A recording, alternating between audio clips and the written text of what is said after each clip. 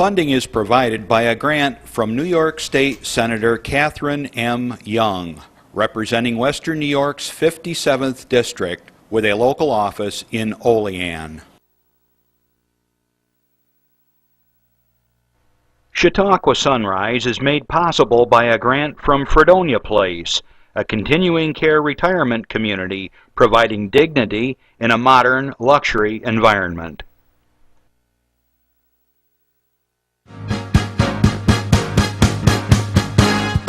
From the Access Channel 5 studios in Mayville, it's Chautauqua Sunrise.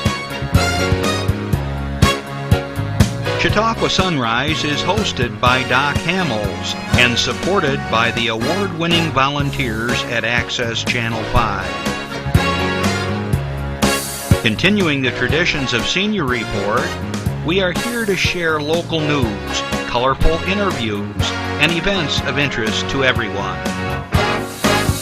Chautauqua Sunrise is broadcast live Saturday mornings each week, countywide, from 9 to 10 a.m. Join us by calling in live, emailing us, or checking out our social media.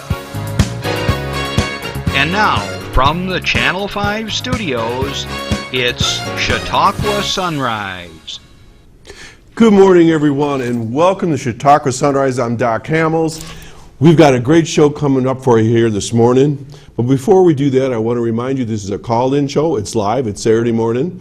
And we're going to be on the air till 10 o'clock. And if you have an announcement, if you have something you want to share, a question for me or our guest, we have a variety of ways of doing so. You can call us on the phone. You can Twitter us, send something by Facebook, email, all that sort of thing. We welcome your comments. We welcome your questions. If you have a birthday, an anniversary, or anything along those lines, or just you want to say hi, we've had those folks call. We welcome you. So if you're new to the show, I'm glad that you joined us today. Come on, sit down and get comfortable. It's going to be a great hour. We have a very special guest. A New York State Senator Catherine Young will be with us in a little bit after I do my piece here. And as always, I know many of our viewers have questions for Senator Young, and she's more than happy to answer them. But before we do that, I just wanted to share a few things with you. Today is going to be summer again. It's going to get up to 88 degrees. What a great day and a nice Labor Day weekend start, huh? Got to watch out for some of those showers, but hopefully your picnics and various activities are going to be successful. Well, it's been an interesting week at my house. I don't know how it's been for yours this summer, but we've been enjoying, as I said in the last couple of weeks, the fruits of our labors out in the gardens and our orchards and fruit plants and bushes and so forth. This week was a little different. At my house now, if you come over first thing in the morning, you look outside and we now have pheasants. My brother-in-law Doug Molson and his family released 15 of them, and so we've got some pheasants that are sticking around for a while and getting bigger and bigger, and they're for release and for hunting purposes, I guess.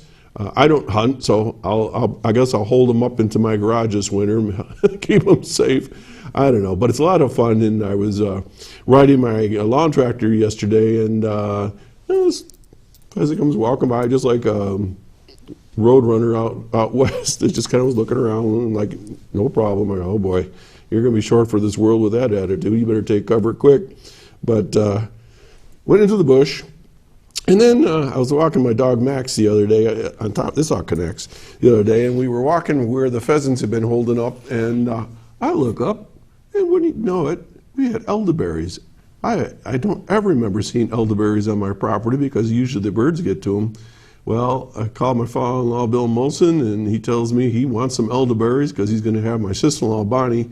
She's going to make a pie when she gets home. So she doesn't know. She's on the road right now. But when you get back, Bonnie, you're making elderberry pie. Have you ever picked elderberries? Well, I thought I'd pick them just like blueberries. No, they're teeny tiny little berries, and you've got to take your time with them, and you got to pick them very slowly. Well, I use technology. I brought up YouTube films, and they show me how to do it. You cut the stalks off, take a little plastic fork, and you just run it through the berry plant, the blossom part of it. and you got to make sure you don't have any part of the plant, any part of the leaves, any part of the stalks, any green berries, because they're poisonous to you. So anyways, but we it really are looking forward to that, and we've been having squash and zucchini and all kinds of great things. Getting tired of tomatoes yet? We were processing tomatoes. That was an interesting event once again. It's like our 40th anniversary of canning tomatoes together. My father-in-law, Bill Mosley, he always has a big garden, and he puts in all kinds of tomatoes, and we get to grind them up and making them in tomato sauce. Rest we all complain a little bit, but I'll tell you, in the middle of wintertime when you got canned tomatoes or homemade tomato sauce, Okay, well, let's get to a few announcements here, and let's see if we can do this in this particular order. We have a photo contest. Let's see if we can pop that one up here, Jeff. Yeah. Cathy Young is going to have this big contest, and it ends at 5 o'clock on Monday, September 1. That's Labor Day. Okay. I know Randy's already submitted some, and he's got no special poll with the senator. Just because we're all friends here, she's going to vote on this somehow. I don't know. Maybe she can talk about that in a little while. Coming up, we have something called a lawnmower poker run. And the 5th annual Jack Carlson lawnmower for hospice, that's coming up next Saturday. And there's the information. It's going to be over at the Mayville Legion Post. I've seen a video on this. What a fun, crazy time. So if you're interested in that, you can get the details on all that sort of thing. Then on the same day, later in the day, if you're still feeling pretty chipper, we've got the Infinity Local Music Showcase. And this is a huge fundraiser, and you can't see all the details in there, but those are all the different venues. I believe there's like a dozen of them. 50 bands across Chautauqua County. Imagine that. We have 50 groups in this area are donating their time to help fundraise for Infinity, which is just growing in leaps and bounds. And if you didn't catch our show last week with Shane Hawkins, you can catch it on YouTube. Just put Chautauqua Sunrise, and up comes all the shows, and you can find Shane, and you learn all about Infinity and their big move to the old post office building in Jamestown. It's going to be great. But anyways, Bill and I are going to be playing there at 8 o'clock at Brazil's, right there on 4th Street. So how it goes is you buy a wristband for $10, and you go to any one of the venues all night. I think they're playing till like 1 or 2 o'clock in the morning, and hopefully the weather's going to be great. People come out in droves, and it's just, Jamestown just comes alive, and music all over the place. Every style of music you can imagine. Okay, let's see what else I got here. Just want to remind you once again, it's a live show. If you want to call in, let us know any of your announcements. It's free of charge. If you want to, there you go. If you want to send us your information by email or Facebook, then they'll post it on our community bulletin board as well. Also want to mention on September 21st, my friends the Gilmans up in Fredonia are going to have their, I think it's 20th annual folk free-for-all at the Opera House. I think it starts around 2 or 3 o'clock. You'd have to check that.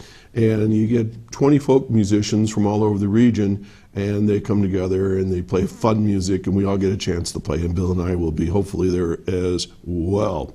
Let's just check everything else here. Safety Village coming up. Town of Terror. They've joined forces with the mall and Spire. I'm not sure, Spire Productions, I guess it's called. It's the church that's been renovated over in Jamestown. They're having a special promotion where you can buy one ticket and go to all 3 of the spooky, scary Halloween activities over there. Let's see. So I think that takes care of everything. I have a very, very special PSA for you, and then we're going to get right to our show. So this is for you, and I think you're going to enjoy it. So sit back and have a good look. Go. Hey, this is Doc Hamels from Access Channel 5 in Mayville, New York, with the Chautauqua Sunrise TV show. I'm here to take the ALS Challenge as nominated by my lovely granddaughter, Kyla Hamels. Right here. Right there above me. And I want to let people know that we've known people with ALS, especially we had a close family friend that passed away from ALS a number of years ago. It's a huge, debilitating disease that just steals a person's body piece by piece, and it's just horrible, and we need to do something. As a Rotarian, we've knocked out polio, so let's think about all of us gathering together and trying to do something about ALS. So at this point in time, I want to nominate 3 people. That's what I'm told you're supposed to do. First person I want to nominate is my brother-in-law, Arthur Wright, who's on vacation, so when he gets back to town, you need to do this, because you know why. The second person I want to nominate is my son, Sean Hamels, who lives in Cocoa Beach. He's always wet, so this shouldn't be any big deal, and the cold water will feel great. And the third person is from our Access Cable 5 Chautauqua Sunrise team, my buddy, Randy Burt. So, Randy, you jump in the lake all the time with the polar bears. So, here we go. I'm going to do this on 4, not 3. Hey, yeah. All right, 1, 2, 3, 4. Sorry. Whoa! God, what? Cut! Oh my gosh, you know what? People are kind of splitting down the lines on this particular activity. They're saying, oh, why are you raising all that money? It's not going anywhere and so forth. I did a bunch of research on this, and all the money is going to the right cause, and it's going to research and education. And be careful of the naysayers out there on Facebook. They don't know what they're talking about. There's a certain amount of cost that every not-for-profit has to incur, and they seem to be definitely in line with what I know of not-for-profits and community action organizations.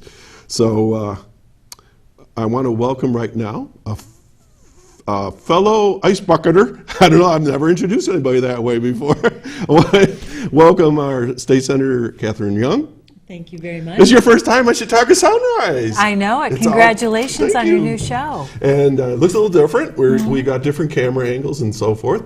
And I know that you took the challenge. I watched you get dosed. Oh, I did. You look I very did. formal. You were like still like in like a dress and all that stuff. Yeah, although my friend Deb Quinn came from Allegheny County, and she actually sadly has ALS, and she's I been saw a her. great spokesperson for that and for research. And so she challenged me, and she came over to supervise. I saw her in the background. Yes, yeah. yes. So she brought me an ALS challenge T-shirt that I put on. Great. So Oh, it was good. that was what the T-shirt was. Okay. Yes. Well, anyways, if we got a minute, we got a very special presentation for you, folks.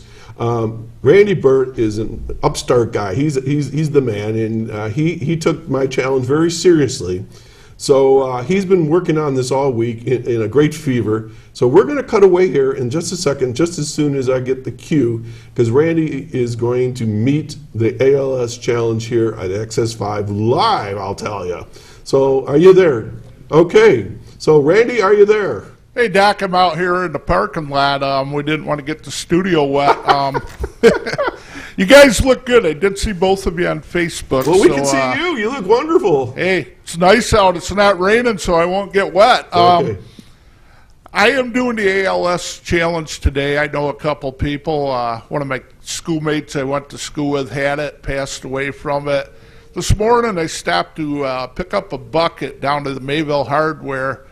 I found out the owner's mother had ALS and passed away from it. So it's not like I'm just doing this. I do know people. So my challenge is out to 3 people.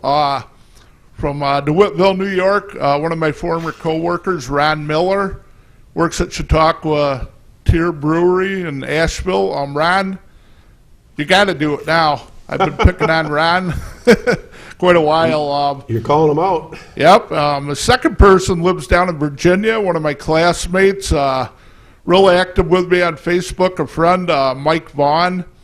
Mike's from Faulkner. He now lives down in Virginia, a Navy man. And the third one going out is to a friend of mine that has really made me famous on Facebook, Scott Johnson. Scott lives in Stowe, Ohio now. Scott, it's your turn to do this. Now, Scott is from a place called Ellington, New York, and I love Ellington. I mean, this is just a place to live. So, Doc, I'm going to let you talk to Cathy for a second. I'm going to get rid of the headset Okay. and the microphone. And just give me a second. So back to you, Dak. All right, thanks, Randy. All right, well, he's getting ready for his challenge, and if you don't know what this is all about, people challenge each other, and if you don't do the challenge, you're supposed to donate a certain amount of money, and it's certainly up to you what you want to donate. And it's very easy to donate. You just go out on the ALS website, or you hit a button for donate. It says something about the ice challenge, and the people they're tracking the ice challenge thing. But this is across the world. I have cousins in the Netherlands and so forth, and they're doing all this sort of thing. You'll see it on Facebook. Okay, I guess Randy's ready for his challenge. Okay, Dak, I got the water. It does have ice in it. Wait a minute. Now, that wasn't bad. Okay, there you have it, folks. Yeah, I hope I'm on. This is sort of difficult to talk in. Okay, guys, I challenged you. We want to wipe out ALS. So back to you, Doc, and Senator Young. We can always depend on Randy to put a humorous spin on it. It's a humorous spin, but it's a very serious topic. And as Cathy said, we all know people. I just recently learned of a teacher that I worked with a few years back that recently has been diagnosed with it, and she has the rapid version of it, and it's going very quickly, and you feel terrible about it. And if you don't know anything about ALS, I suggest you look it up, because it's one of these things that has been just creeping up on us. It's also known as the Lou Gehrig disease, the famous baseball player. Okay, so enough on this. Thank you, Randy, for being a man to stand up to my challenge, and hopefully the other three folks will do the same. So, Cathy, how are you? I'm great. Good. I'm great. Are you out of session right now, or are you? Yep, we're out of session right now. So when do you go back? Well, we go back in January. That's when it really starts again. But we may be called, between now and the end of December if something comes forward that needs to be handled right away. So Okay, sure. I've been working hard in my district. And, it's interesting to see the lawnmower event that's coming up, because I just saw one of those in Brockton. I was there this past weekend to actually do a presentation to the parents of Damon James. He's the young man who died in, football game. And I passed a bill this year that would help to actually educate people about head injuries even further. We have a comprehensive bill that was passed in 2011, and we wanted to make it even better. So we want to stay on top of cutting-edge information and new techniques that are related to head injuries, especially as related to head injuries in students and protecting them. So I was there, and while I was there, there was also one of those lawnmower events, and I was trying to get them to go over to my house and mow my lawn, but nobody took me up on it. But it's really a lot of fun. Traumatic brain injury was something that nobody really talked about maybe 20 years ago. And being in special education, which was my background, we started to find folks that were coming into our classrooms that had boating accidents, had been, as you say, in sporting accidents, perhaps were partially asphyxiated at birth for number like carbon monoxide poisoning, and all kinds of very unusual brain traumas. And it's a syndrome of its own. And we're also seeing a lot of traumatic brain injury from folks, I would say gentlemen, but men and women coming back from war. Exactly. And so what does your bill kind of talk about here? What's it do? Basically it builds on what we did in 2011. Now, New York State is ahead of all the other states as far as dealing with traumatic brain injury, and especially making sure that sports trainers and coaches and other people associated with school districts are up to speed on recognizing the signs of traumatic brain injury, making sure that the students are protected. And so we had a great foundation to build on. But what my bill does is actually put together through the Department of Health and the Department of Education a best practices commission, basically, that will keep up to speed on new developments, because you want to make sure that, there's like the research with ALS, but there's research every single day going on, and you want to make sure that what's happening gets out into the field. And so that's a way just to keep up to speed. Excellent. And we want to protect our students, and we also want them to be able to obviously have all the benefits of sports participation, because we know how valuable it is from teams and, you know, being able to excel and athletics and the whole thing. But at the same time, we want to make sure that the students are safe. You know, this issue came up big time in the World Cup. I don't know if you were watching the soccer this year down in Brazil, and they were saying that many of the coaches weren't paying attention to some of the players when they were doing the head hits, or or they call it heading the ball, or colliding with other players. And so this is, well, even football players, you know, they're in the National League and so forth. So yeah, that's good stuff. I'm glad to hear that you got that in place. And like I said, and I worked with a number of students with TBI, and it's a very interesting situation. And so good. You know what? And I really commend Damon Jane's parents, because they want to take the tragedy that happened to them, turn it around and help other students and make them safe. So they deserve a lot of credit. Okay. You know, there's so much in the papers these days about what's going on in Albany, what's not going on in Albany. So what's the pitch right now? What's going on in Albany? I mean, I know it's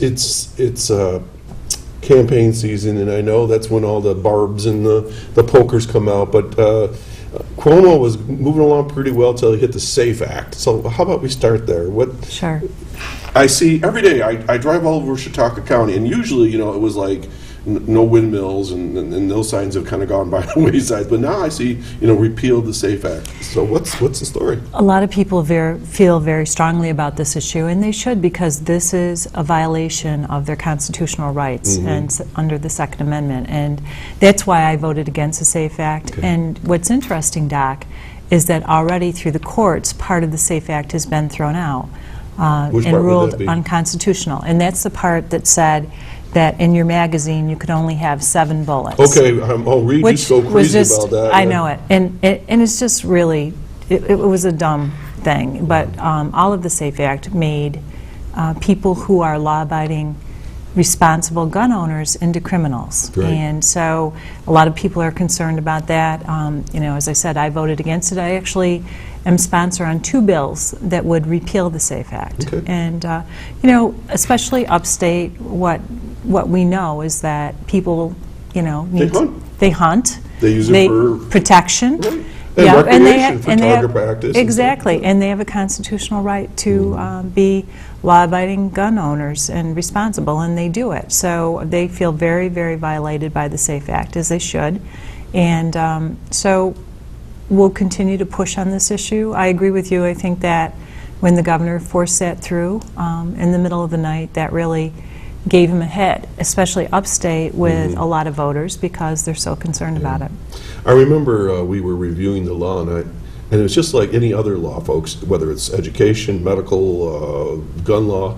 There's some bad laws. There's parts, like you said, are just dumb. Why would you put 7 bullet limit? So I told Reed that I had a new job I was applying for. I was going to be, you know, the guy that walked around and counted shells in people's guns. I mean, I was being facetious at the time. Well, how in the world do you you know, check up on these things, and who's going to enforce that? I mean, we're going to have all of our law enforcement agents going all over the place checking people's magazines. Right, it's unenforceable, and the thing is that in New York State, when you look at gun crime statistics, the gun crimes, for the most part, are being done with guns that are already illegal. They're stolen handguns, it's gang violence in the urban areas, and so what we need is better enforcement of existing gun laws, and we need to go after these gangs and these criminals that are holding people up, they're robbing people, they're murdering people in the inner cities, and that's where the enforcement needs to happen.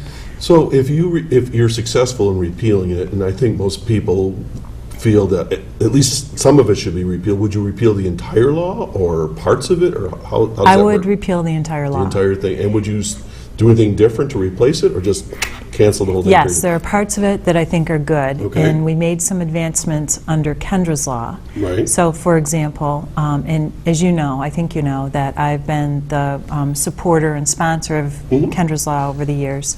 And just to remind the viewers, what Kendra's law is that is a law that was put in place around 1999, and what it does, it allows people who are mentally ill who are a danger to themselves or others to get treatment. And it's a court procedure, so there are protections built in, and it's a result of Kendra Webdale's death. Kendra Webdale was a vibrant young woman who grew up in Fredonia, and her parents, Pat and Ralph, got very involved after Kendra unfortunately was pushed in front of a subway train and killed by a man with schizophrenia.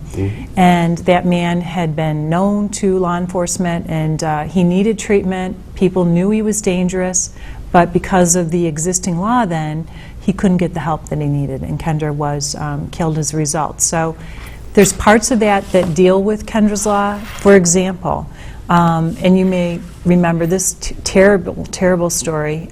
You're involved with the fire department, right? I'm a commissioner, yeah. Right. So you know that what happened in Webster, New York, a couple of years ago on Christmas Eve, where the first responders were fired on and killed by William Spangler, right? Yes. Right. So there's a part of Kendra's law, which I sponsor, as I said, that would require people being discharged from jails or state prisons to get an evaluation. Now, Spangler, who opened fire on those first responders, actually had gone to state prison because he beat his own grandmother to death with a claw hammer. And he was released without any kind of follow-up. And while he was incarcerated, Doc, he actually was in a special housing unit for people who are mentally ill. So the state knew that he was dangerous because of his violent past, and they knew he had mental illness, and yet they just let him out on the streets after. See, and during all these tragedies, all these shootings throughout the country, I've been watching this very carefully because of my background in psychology and in special education, and almost every time it's a young adult male in their 20s, and they have a history of mental illness. That's every right. one of them. So I would glad to see legislation helping more of that, or whatever it is. I don't know how we fix it. And like you say, forget about the 7 bullets in the magazine, but let's get to the problem. The core of the problem. And that's where I was disappointed with the law. I mean, I don't have guns, but I have family that do, and they're very appropriate. But I don't understand how that's going to help the person, as you said, the Spangler that's out on the street, nobody watching them. Are they taking their meds? Are they going to counseling regularly? Right. How do we do that? Right, exactly. And so that's why we need to, but it should be standalone. And the other problem that I have with the SAFE Act is that they just took a piece of Kendra's law, and what has to happen is that they have to strengthen the entire law. There you go. So, for example, it's just coming out of state prison because of Spangler. It doesn't talk about people coming out of county jails. Right. And we know, the sheriff will tell you this, He does. that our county jails are filled with people who have untreated mental illness. It's a very high percentage. They act out, and what happens is they go to jail. The jails are not equipped to help people with mental illness. So, It's just a holding center. right, exactly. So Kendra's law should stand alone. They should repeal the SAFE Act. We should strengthen Kendra's law on its own, get the entire law into place, because it just makes it a much improved system, and people get the help that they need. And what the statistics show, because there's been several studies, Doc, is that people who get treatment under Kendra's law actually have an improved quality of life. There are fewer incidents of people going back to jail. There are fewer incidents of violence, fewer incidents of suicide. And so it's just getting people the help that they need. It just makes good sense. Exactly, but what we see is the Assembly will not vote for it. How come? Members from New York City feel that, well, you might force somebody to do something that they don't want to do, that sort of thing. But the whole definition of mental illness is that you can't make decisions that are rational because you have a sickness. Right. And so they stand in the way of it, they fight against it, and it's really sad, because that's really what needs to happen. That would address the core problem. Yeah, and for years, I believe, and I'm not a mental health expert, but I do know that there's been enough protocols, there's enough signs that you can say this person is in trouble, and you have them, what's the word I want to say, evaluated, and those evaluators can then say this person is a danger to themselves and others. But what I hear, and it's been an issue in this part of the state for a long time, and you probably know this, but it seems that we are draining our resources away from mental health and into other things. Right. And is there any hope for more funding in that area? Or? Well, that's what I push for, because you see a tremendous need. Now, right now, I'm fighting, and we had great news about Lakeshore Hospital Yeah. recently, and so I've been leading the charge on keeping Lakeshore open. But there is a behavioral health unit Right. at Lakeshore, and there also is a unit that deals with addiction. And oftentimes, those two issues are tied together. Sure. But if we lose those services at Lakeshore, what that means is that it'll limit the amount of services available to people who struggle with some kind of mental illness. Absolutely. And so we need to actually make it more available to help more people rather than less available. So I am very, very happy about the news about Lakeshore, and we're making progress. We're not quite there yet, but what my goal is to strengthen Lakeshore Health Facility, make sure that it's there in the future, because access to quality health care is a huge issue for rural areas like ours. And with Lakeshore potentially closing, what that would have meant is that some people would have traveled more than an hour just to get to the I know. emergency room. Yeah. That's totally unacceptable. People will be dying on the road. Exactly, exactly. And especially you to think about the bad weather that we have. gosh, Think about this winter that we just had. Well, as you know, I sit on the board of directors for Westfield Memorial Hospital, and when we heard about this initially, we were just like aghast. It was like, you got to be kidding me. Those people are in serious danger. And I mean, we all know what it takes just to go, like you said, to the hospitals that are available now. Sometimes it's long enough. We recently, I won't go into all the details, but I had to call 911 for an emergency, and it seemed like forever. It wasn't that Right. long, but it just seemed like forever for the whole process to go through. Now imagine trying to take somebody, like you said, an hour, and that person's having a heart attack or whatever. Or stroke, or, you know. Yeah, wow. Let's take a breath. I just want to remind our viewers that you're watching Chautauqua Sunrise. I'm Doc Hamels, and we have our very special guest and friend, State Senator Catherine Young, and she's taking questions if you have anything that you want to talk about, or you can talk to me as well. She knows more than I do, but either one of us will be happy to answer your questions, and here's all the information, so don't hesitate to call, because we do welcome you. So, the Lakeshore, I just saw, is staying open and no layoffs. That's what I just saw the other day on my little iPad. It popped up. So what does that mean? Is this a short-term thing? Because I don't have all the inside details, and maybe you can't share everything. But I mean, is this a temporary take your breath and everything's coming together, or? Well, just to recount what happened, last October there was a big surprise, because all of a sudden there was an abrupt closure of Right. Lakeshore Hospital without any advance warning.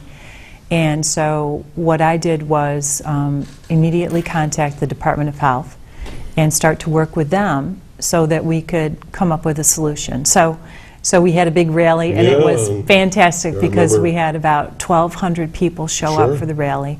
And everyone was very upset and concerned, and because they raised their voices, we were able to, for example, I was able to get $1 million loan from the state for temporarily keeping it open, but then we were able to get nearly $7 million in funding. Oh. But now we've got to come up with a plan that works, that makes the hospital stronger and more sustainable into the future. And so we're working on different plans and partnerships and that sort of thing, so Great. that we can come up with something that actually works. So, for example, when we saved Westfield Hospital Oh, a yeah. few years ago, Thank you. remember, I do. and what we did was you formed an affiliation with St. Vincent's Hospital. And so we have to look at the same types of opportunities that are out Great. there, but the bottom line is we need to have Lakeshore there because it's needed by the people. You know, since you're talking about hospitals right now, there's something going on where, and, oh, man, I can't think of the term. I want to say disrupt. Does that sound right?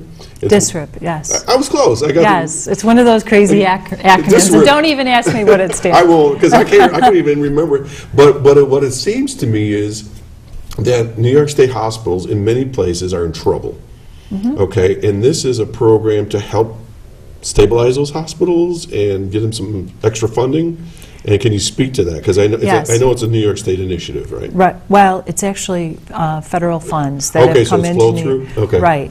But so under the Federal Health Care Act, Mm-hmm. there are many changes, and actually hospitals will see less funding because of what's known as Obamacare. So, and a lot of our hospitals across the state were struggling already, so this Right. could make it will make a bad situation worse. But to help address the problem, there was $8 billion in funding Okay. that came from the federal government so that you can start to reconfigure some of the healthcare system so that they can withstand the changes that are coming down the pike. So, so that's what the disrupt funds are. So we were able, but it's basically to allow hospitals and systems to get together and figure out efficiencies, how they can work with one another, that sort of thing. So there's some planning grants that have been determined by the Department of Health right now. There's two up in Erie County. Right, right. And a lot of my hospitals were able to get together, and they're part of those planning grants. But I'm still working on this, Doc, because we had hospitals in the southern tier that also wanted to do some planning grants together, and they did not get the So funding. now what do they do, yeah? So now I'm appealing this to the Department of Health because, you know what? It's great to be in with the bigger hospitals, you know, in Erie County because, you know, they obviously can offer some of the things that we can't. But at the same time, we need to make sure that our hospitals are strong in there in the future. And so I'm saying to the Department of Health, you need to reconsider this because if it's just for the big hospitals, we'll be at the end of the pecking order, unfortunately. And you know, that's something that is not acceptable to me, so I'm going to continue to go after this because, you know, we need Westfield, we need Brooks, we need WCA, we need Lakeshore, we need Olean General, and all across my district. And so I'm working on it. You know, you don't have to comment on this, but unless I can tell the twinkle of your eye if I'm right or wrong. But when we first saw this bill and we were listening to it, and I thought, this seems like it's a bailout for downstate big hospitals. Oh, yes. See, I was right. You were right. Well, that's what we face all the time in New York It's so State. frustrating. And, you know, it's like hand-to-hand combat every single day. But I'm in there duking it out because we saw what happened when we lost the majority in the Senate in 2009 and 10, and all of a sudden, all state government was controlled by New York City. And you saw the consequences. They were sucking money out of our road and bridges. They were sucking money out of our schools, out of our hospitals, raising taxes by $14 billion, so we can't have a repeat of that. And but you're right, there are a couple of hospitals in New York City, and especially in Brooklyn, and a lot of the money was being allocated just to that, like an enormous share of that funding from the feds. And so that's not acceptable, and we are taxpayers, and we're important here too. And we need to get our fair share. Because I was in a meeting just the other day, you can ask Helen, and I said, this looks like a formula-driven thing, and it looks like it was, the thresholds were like somebody somewhere figured this out and figured if everybody meets a certain threshold, that all the small hospitals drop out and all the big ones get the money. Because it just reminded me of school aid. Well, you know, I'm chair of the Commission on Rural Resources, and that's basically like a mini think tank, and we come up with good policy for rural areas. And I prioritized rural health care, and we've gotten several things done.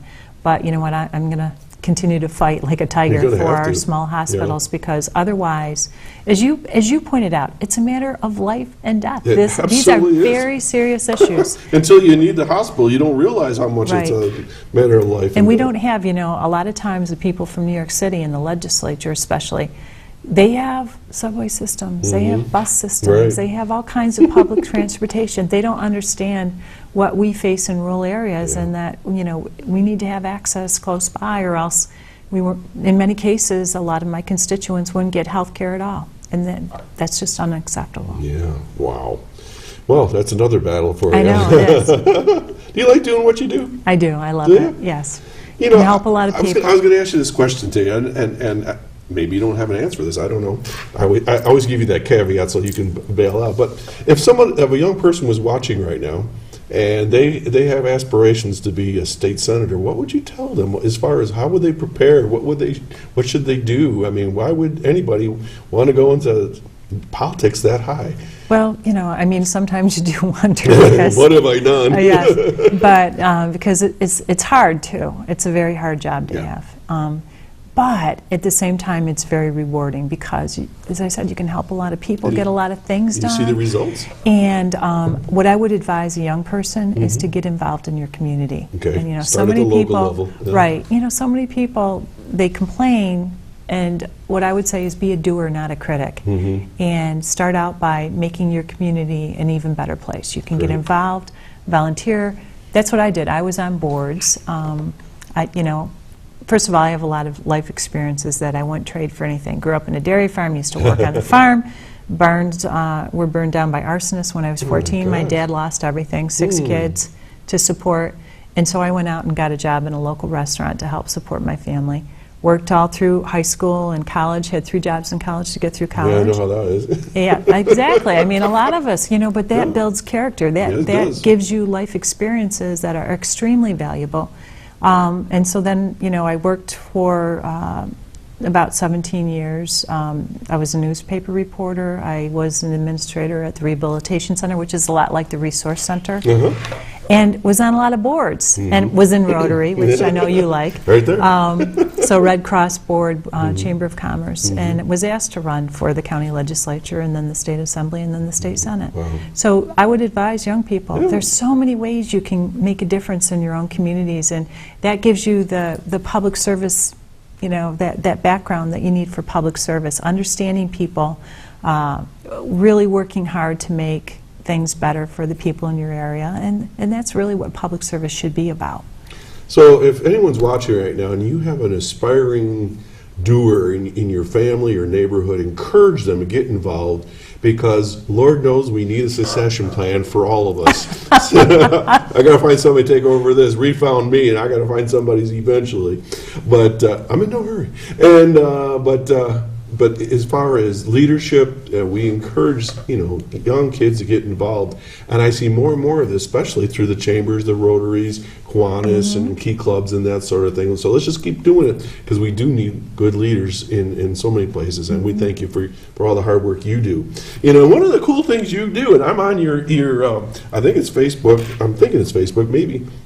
I don't think it's, we're on email blurbs too, but your little announcements about hogsweed and bears and things like that. So tell us about hogsweed.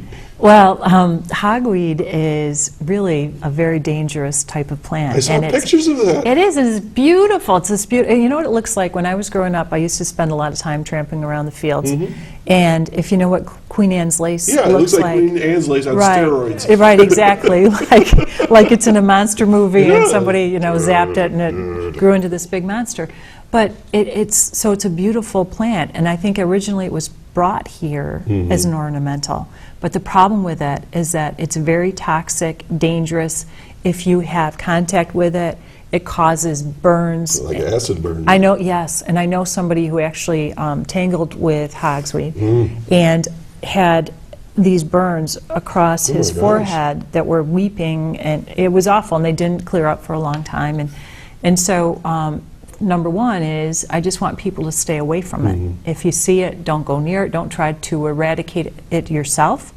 Just call the Department of Environmental Conservation, because they're working very hard to get rid of it. It's an invasive species. And so I would encourage people to go to my website. It's pretty tall too, isn't it? Really tall. Yeah. Really, I mean, the flowers on it can be, this big. All right, so this is pretty obvious. It's something unusually large. Right, exactly. But people should call the DEC because, and on my website, there's information about how to contact the DEC about this. And so I would encourage people, and if you're not on the internet, you can call my office and we'll give you the information. So just How about give a me number? call. How about a number here? Local. Well, locally in my Jamestown office, it's 664-4603. And I would encourage people, about anything. I think you know So this. who picks up the phone over there? Well, we have Lisa Vanstrom. Okay. We have Grace. We have Dick, and we have Jacob. So they're live people will Right. be taking your calls. Right.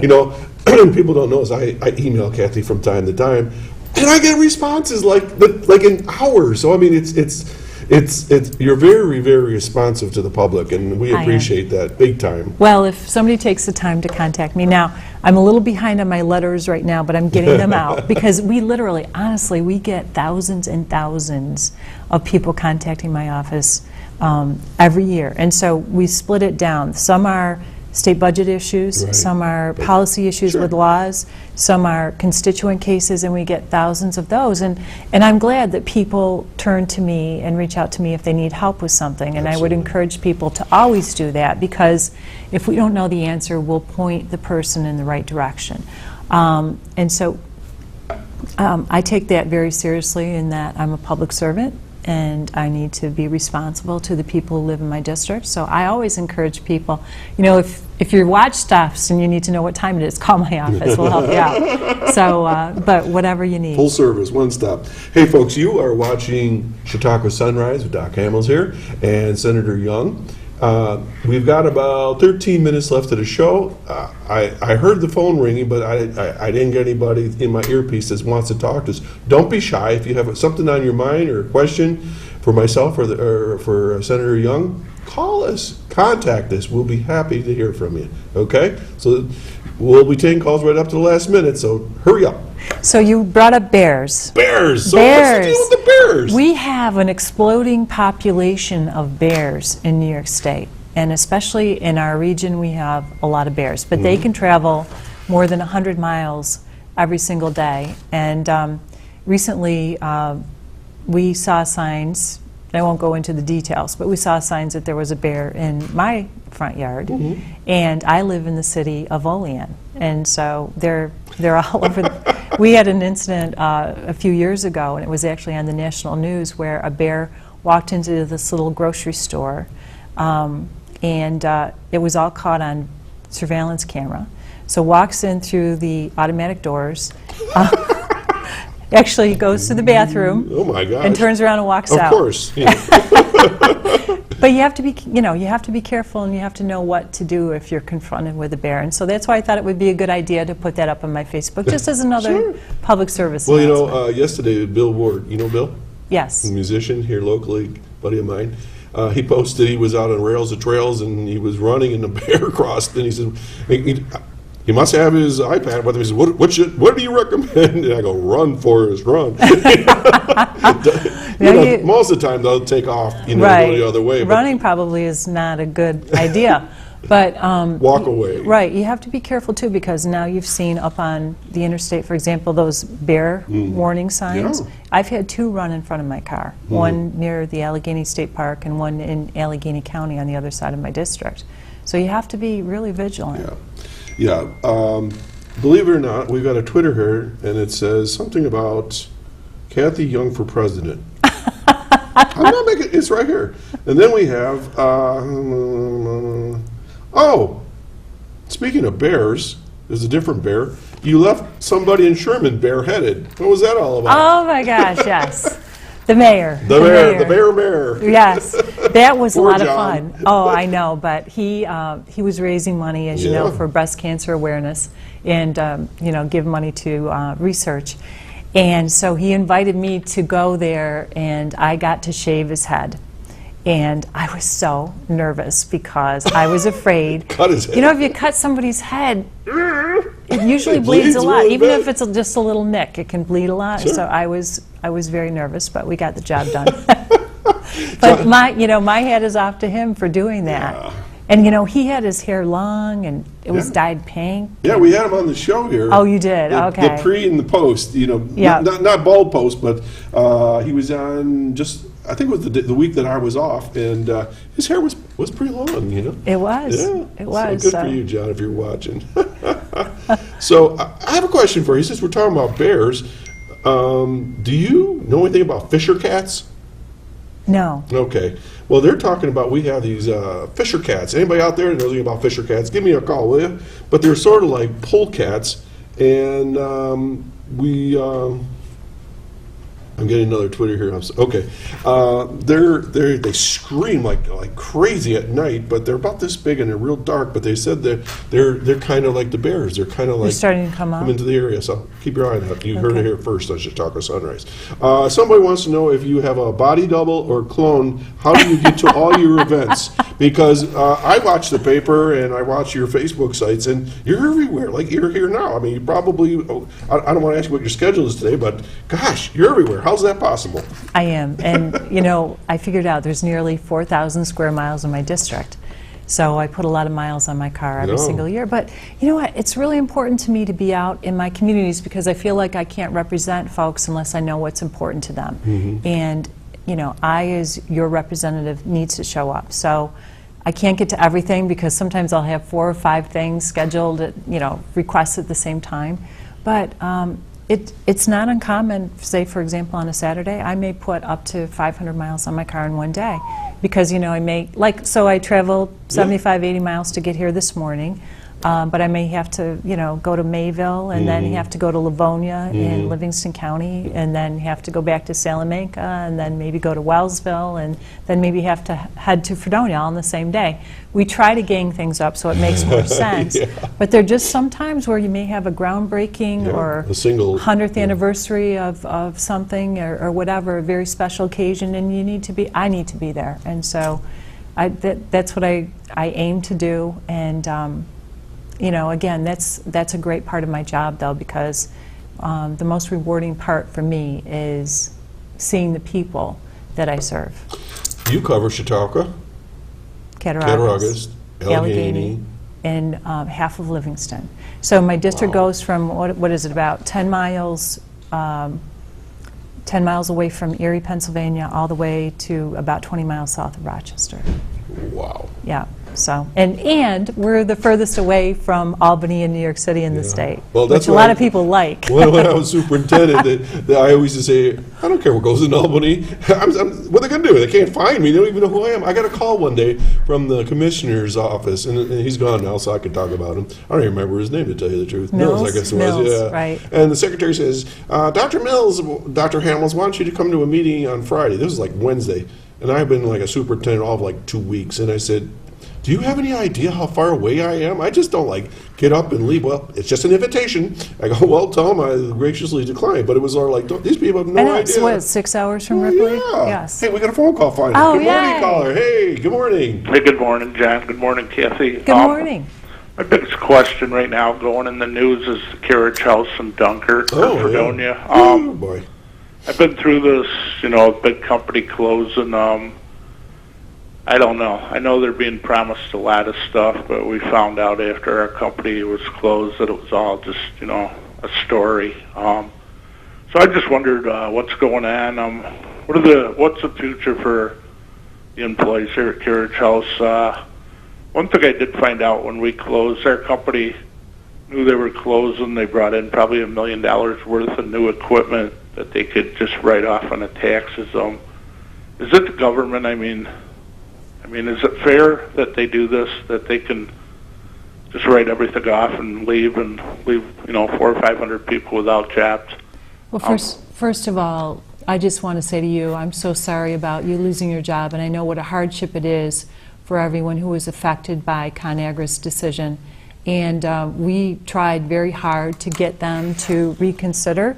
And I think once a company becomes national or international, they lose that connection to the community. And as we know, Carriage House for many years was owned locally, and so for whatever reason they made these decisions. No, I don't think it's fair if a company takes tax benefits and then turns around and closes. I don't think that's right at all, and that's something that I would oppose. But right now what we're looking at is making sure that people, for example, first of all, got a good severance package, and now we're looking at ways to retrain people and help them find jobs. But at the same time, we're also looking at other companies who we may be able to attract to come into those facilities in Dunkirk and Fredonia. And we want to bring back as many jobs as we possibly can. So I've been dealing with, you know, Governor Cuomo, the head of Empire State Development, the Lieutenant Governor, had personal conversations with all of them when we knew the company was going to close. And now I'm dealing with local officials, especially through the county government. We're able through the state to get a grant that is allowing us to work with a national marketing company to try to bring in companies to replace those jobs. And so, you know, I'm I'm hopeful that something positive will happen. We're certainly working on it very hard, and really what we need is to bring back some kind of jobs. You know, very concerned about the local growers. Now we're able to find a market for their grapes because, as we know, the local growers were affected by this too. So this had a ripple effect all across the region, and I'm very disappointed that the company did what they did. But private sector, you know, we don't have total control over them. But you raise a good point about the taxes, and that's something that I'll look into. Thank you. As I say, that's just not fair that these companies, the company I'd work for does this all the time. They just, when they know they're closing, they'll bring in all their new equipment, anything that can be moved to their other companies, and they promise all these jobs. I know the few people that actually got them, a lot of them have already quit, have a lawsuit against the company, and so I don't know, I think the government, you know, it'd be nice if they would just, you know, you're going out of business, even if you're just shutting one down, no tax breaks for you.